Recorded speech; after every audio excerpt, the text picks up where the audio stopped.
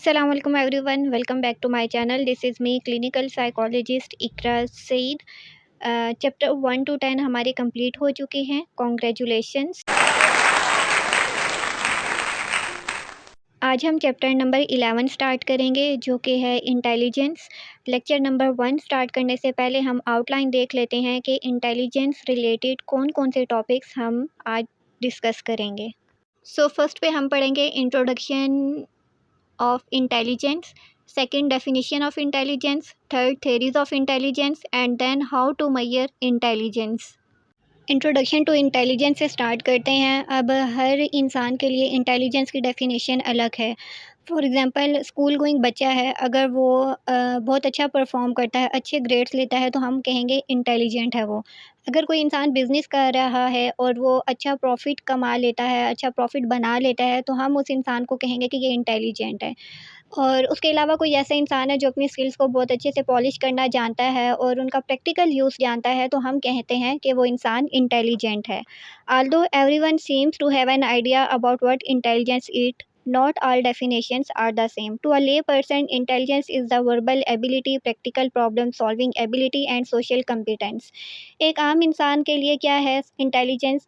के अच्छा बोलना, जो प्रैक्टिकल प्रॉब्लम्स होते हैं उनको सॉल्व करने की सलाहियत रखना और सोसाइटी में मूव ऑन कर सकना, लोगों से कंपटीशन कर सकना. ठीक है, आम इंसान के लिए इंटेलिजेंस ये है. जबकि दूसरी तरफ अगर देखा जाए कि साइकोलॉजिस्ट इंटेलिजेंस को कैसे डिफ़ाइन करते हैं, तो intelligence as abilities to verbalise, solve problems and achieve goals. ठीक है, वर्बलाइज करना, अच्छे तरीके से कम्युनिकेट कर पाना, प्रॉब्लम को सॉल्व करना और अपने गोल्स को अचीव कर लेना इंटेलिजेंस है. ठीक है, अब इंटेलिजेंस की जो प्रॉपर डेफिनेशन है ना, वो ये है कि capacity to understand the world, think rationally and use resources effectively when we face the challenges. कि मतलब क्या हुआ कि जब भी हमारी लाइफ में कोई भी चैलेंज आता है, उस चैलेंज को अंडरस्टैंड करना, लॉजिक के साथ उसके बारे में सोचना और जो रिसोर्सेज हैं उनको बहुत अच्छे से यूटिलाइज़ करना, इस तरह से कि आप अपने चैलेंज को, अपने प्रॉब्लम को सॉल्व कर लें, अपने गोल को अचीव कर लें, इंटेलिजेंस कहलाता है. ठीक है, और ये प्रॉपर आप डेफिनेशन जब आपसे पूछी जाएगी इंटेलिजेंस की, तो आपने यही लिखना है, capacity to understand the world, think rationally and use resources effectively when we face the challenge. ठीक है, आगे एग्जांपल उसने बताई है कि people in business are considered intelligent if they understand the financial world and are successful in making a profit. ठीक है, जिस तरह पहले भी मैंने आपको एग्जांपल बताया कि कोई इंसान अगर बिज़नेस कर रहा है, वो उससे अच्छा प्रॉफिट बना लेता है, तो हम कहते हैं कि ये बहुत अच्छा बिजनेसमैन है, ये इंटेलिजेंट है. Students are considered intelligent if they understand the course material and able to learn above grade good grades. ठीक है, अगर एक पर्सन है, स्टूडेंट है, वो अच्छे ग्रेड्स लेता है, तो हम उसको कहेंगे कि वो भी इंटेलिजेंट है. स्टर्नबर्ग ने इंटेलिजेंस की डेफिनेशन सजेस्ट की है. इसके अकॉर्डिंग इंटेलिजेंस क्या है? Ability to learn from experience and ability to adapt to the environment are essential ingredients in a definition of intelligence, and thus we define intelligence as the capacity to learn and behave adaptively. ठीक है, meaning क्या हुआ कि अपने जो भी हम चीज़ों को एक्सपीरियंस कर रहे होते हैं, हम उनसे कुछ ना कुछ सीखते हैं. तो उनसे जब हम सीखते हैं और फिर हम अपने इन्वायरमेंट के अकॉर्डिंग जब चलना शुरू कर देते हैं, तो उसको इंटेलिजेंस कहा जाता है अकॉर्डिंग टू स्टर्नबर्ग. ठीक है, तो capacity to learn and behave adaptively. ठीक है, ये नहीं है कि अगर सब लोग गैदरिंग में बैठे हुए हैं, ठीक है, और सब लोग डिस्कशन कर रहे हैं और आप जो है अपना कोई भी रोल प्ले नहीं कर रहे, ना ही आप लोगों से घुल मिल रहे हैं, ना ही आप लोगों की बात सुन रहे हैं और ना ही आप अपना व्यू पॉइंट दे रहे हैं. तो ये चीज़ अगर आप नहीं करेंगे तो आप इंटेलिजेंट नहीं कहलाएँगे. जबकि अगर कोई डिबेट हो रही है, 5-6 लोग बैठे हैं, उनका व्यू पॉइंट आप लोग सुन रहे हैं और आप उनको अपना व्यू पॉइंट दे रहे हैं, अपना फीडबैक दे रहे हैं, क्रिटिकल एनालिसिस कर रहे हैं, तो इसका मतलब है कि आप एक इंटेलिजेंट हैं, क्योंकि आप में सलाहियत है कि आप चीज़ों से लर्न करते हैं, आप अपने पास्ट एक्सपीरियंस से लर्न करते हैं और आप अपने एनवायरनमेंट के अकॉर्डिंग चलना सीखते हैं. ठीक है, लेकिन अगर डिस्कशन हो रही है और एक बंदा बीच में से उठ के चला जाता है, तो सब लोगों की अटेंशन उसकी तरफ भी डाइवर्ट होगी कहीं न कहीं कि ये बंदा, हम इतनी अच्छी डिस्कशन कर रहे हैं, तो ये हमारे साथ इन्वॉल्व क्यों नहीं है. ठीक है, तो उसकी 2 रीज़न हो सकते हैं, या तो इम्पोर्टेंट उसका काम होगा, या फिर दूसरी रीज़न ये है कि उसमें कॉन्फिडेंस नहीं है, वो इतना इंटेलिजेंट नहीं है कि वो उस डिबेट का पार्ट बन सके. نیکسٹ ہم ڈسکس کرنے لگے ہیں theories of intelligence. 2 main theories ہیں انٹیلیجنس کی. First one is factor analysis theories اور سیکنڈ پہ ہے انفارمیشن پروسیسنگ تھیریز. اب تھیریز آف انٹیلیجنس میں فرسٹ تھیری جو ہم ڈسکس کریں گے وہ ہے فیکٹر انالیسس تھیریز، اور اس میں سب ڈویژن ہے جس میں فرسٹ پہ ہے Spearman G factor theory, second is تھرسٹونز group factor theory, third one is cattles theory of fluid and crystallised, and then fourth is structure of intellect model. Factor analysis theories. One important issue is whether intelligence is a single unitary factor اور whether it is made up of particular sub components. ٹھیک ہے کہ یہ دیکھا گیا کہ intelligence میں single factor ہوتا ہے، 2 فیکٹرز ہوتے ہیں یا پھر اس سے زیادہ ہوتے ہیں یا اس کے سب کمپوننٹس ہوتے ہیں. ٹھیک ہے، تو اس میں اب اس نے سب سے پہلے اسپیئرمین جی فیکٹر تھیری دی. اسپیئرمین کا فل نیم چارلز اسپیئرمین ہے جو کہ ایک انگلش سائیکالوجسٹ تھا. اب اس نے جی فیکٹر تھیری کی بات کی. اسپیئرمین جی فیکٹر تھیری کو 2 فیکٹر تھیری بھی کہا جاتا ہے، تو اگر سوال آ جائے تو کنفیوزڈ نہیں ہونا. ٹھیک ہے، اب پڑھیں گے تو آپ کو پتہ چلے گا کہ جی فیکٹر تھیری اس کو کیوں کہا گیا ہے. The earliest psychologists interested in intelligence made the assumption that there was a general factor for mental ability called the G factor. This factor was thought to underlie performance on every aspect of intelligence, and it was the G factor that was presumably being measured on intelligence tests. سب سے پہلے اس نے G factor کی بات کی تو جی stand for general intelligence ہوگا.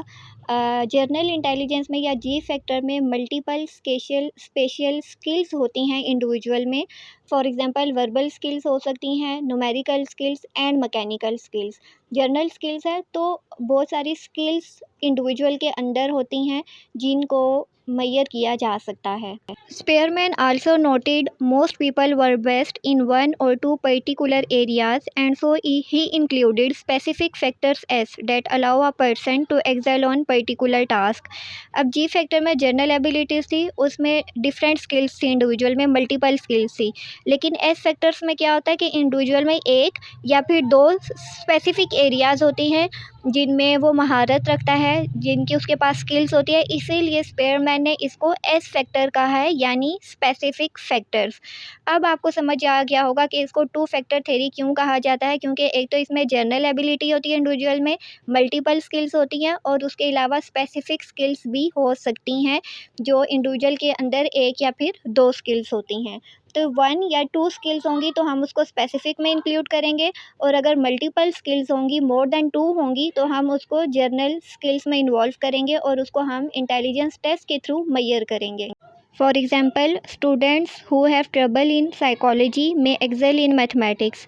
کہ ہو سکتا ہے کچھ اسٹوڈنٹس ایسے ہوں جن کو سائیکالوجی میں ایشو ہو لیکن میتھس ان کو بہت اچھے سے آتا ہو. جس سے اگر سائیکالوجی کے اسٹوڈنٹس کی بات کریں تو ان کو اسٹیٹس جو ہے ان کے لیے مشکل ہوتا ہے، وہ کہتے ہیں ہمیں اسٹیٹس نہیں پڑھنا، یا پھر سائیکالوجی چوز کرنے سے پہلے وہ پوچھتے ہیں کہ کیا اس میں ہمیں اسٹیٹس پڑھنا پڑے گا یا پھر ہمیں میتھمیٹکس پڑھنا پڑے گا. تو کچھ اسٹوڈنٹس ہوتے ہیں جو سائیکالوجی میں جانا چاہتے ہیں لیکن وہ اسٹیٹس اور میتھ سے جان چھڑوا رہے ہوتے ہیں.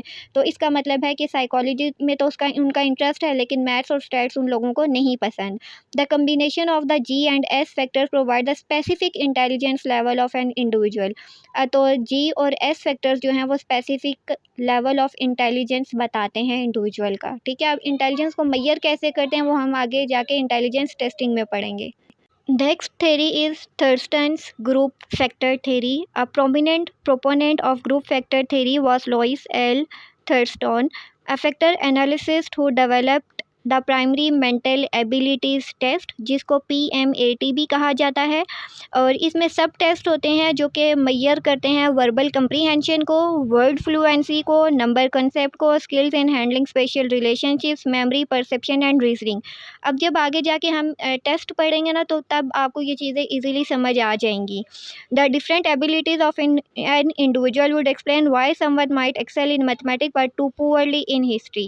اب یہ ڈفرینٹ ایبیلیٹیز ہی ہمیں بتاتی ہیں کہ انڈیویجول کیوں ایک سبجیکٹ میں اچھا پرفارم کرتا ہے اور دوسرے میں اچھا پرفارم نہیں کر سکتا. ٹھیک ہے، تو اس کے لیے تھرسٹن نے لیٹر فائنڈ آؤٹ کیا کہ یہ جنرل فیکٹر کی وجہ سے ہوتا ہے کہ انڈیویجول جو ہے سم ٹائمس جب جنرل فیکٹر آ گیا تو مطلب اس میں زیادہ ایبیلیٹیز ہیں، زیادہ چیزوں پہ اس کو مہارت ہے، زیادہ اس میں اسکلس ہیں، یعنی ملٹیپل اسکلس ہیں. اور اگر اسپیسیفک اسکلس ہیں تو پھر اس کو ایک یا دو اس میں انٹیلیجنٹ اسکلس ہوں گی، یا دو ایبیلیٹیز اس میں زیادہ ہوں گی، اسپیسیفک ہوں گی. Next is Cattell's theory of fluid and crystallised intelligence. ان کے اکارڈنگ انٹیلیجنس جو ہے وہ 2 ڈفرینٹ کائنڈ کی ہوتی ہے. فرسٹ ہمارے پاس ہے فلوئڈ انٹیلیجنس، اور سیکنڈ ہمارے پاس ہوتی ہے کرسٹلائزڈ انٹیلیجنس. اب ہو سکتا ہے کہ آپ لوگوں کو آواز کم آ رہی ہو، تو آواز کم آنے کی وجہ یہ ہے کہ اب گرمیاں سٹارٹ ہو چکی ہیں، ہمارے فینز آن ہو چکے ہیں، جس کی وجہ سے ویڈیو کی آواز جو ہے نا وہ بہت زیادہ سلو ہو جاتی ہے. تو میں بھی جب ویڈیو بناتی ہوں آپ لوگوں کے لیے تو مجھے پنکھا آف کرنا پڑتا ہے، اسی لیے آپ جب لیکچر اٹینڈ کر رہے ہوں تو کوشش کیا کریں پنکھا جو ہے وہ آہستہ کر دیں تاکہ آپ کو آواز اچھے سے آ سکے. فلوئڈ انٹیلیجنس میں ہم نیو انفارمیشن کو پروسیس کرتے ہیں، یا پھر ہمارے اندر نیو پرابلمس کو ڈیل کرنے کی جو ایبیلیٹی ہوتی ہے اس کو ہم فلوئڈ انٹیلیجنس کہتے ہیں. ٹھیک ہے.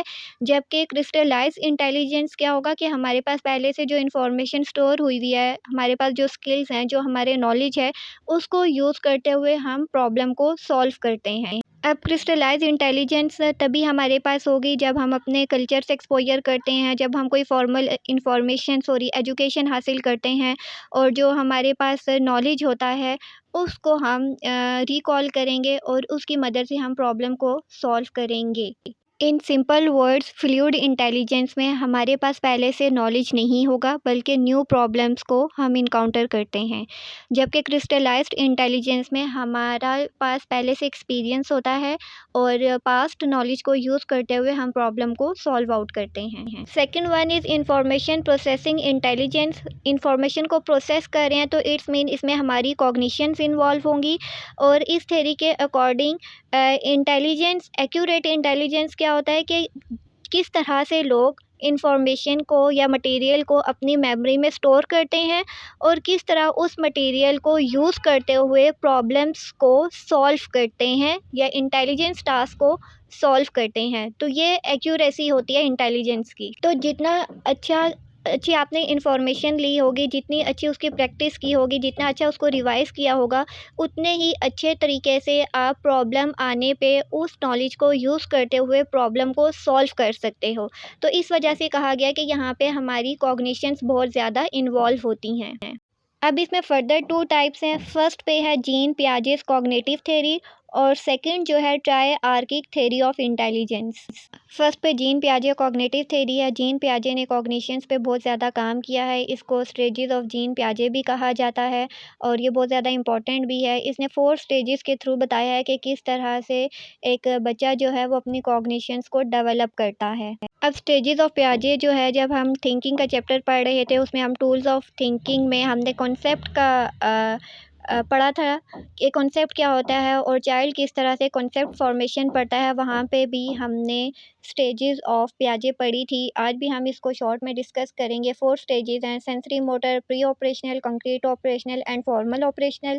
ساتھ میں ایجز لکھی ہیں. اور سینسری موٹر میں انڈرسٹینڈ کرتا ہے بچہ سینسز اور ایکشنز کے تھرو، اور پری آپریشنل میں through language and mental images. Concrete operational میں بچہ انڈرسٹینڈ کرتا ہے ورلڈ کو لاجیکل ریزننگ اور کیٹیگریز کے ذریعے کیٹیگریز بناتا ہے. اور فارمل آپریشن میں بچے کی لینگویج پوری ڈیولپ ہو جاتی ہے، سائنٹیفک ریزننگ وہ سٹارٹ کرتا ہے. یہاں پہ بچے کی لینگویج فلی فارمل بن جاتی ہے اور بچہ فلی لاجیکلی چیزوں کو سوچنا شروع کر دیتا ہے. Next type of information processing intelligence is ٹرائیارکک theory of intelligence, جو کہ روبرٹ اسٹرنبرگ نے دی ہے.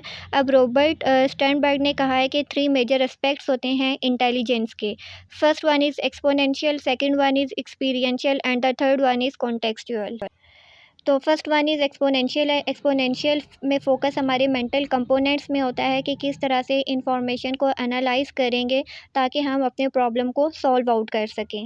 سیکنڈ از ایکسپیرینشیل ہے. تو یاد رکھنا ہے کہ یہ ایکسپیرینس سے ڈرائیو ہوا ہے کہ کس طرح سے انڈیویجول کا جو پہلے سے ایکسپیرینس ہوا ہے، پہلے سے فارمل ایجوکیشن ہے، اس کے پاس جو نالج ہے، اس کو کس طرح سے یوز کرتے ہوئے وہ اپنے پرابلم کو سولو آؤٹ کرے گا.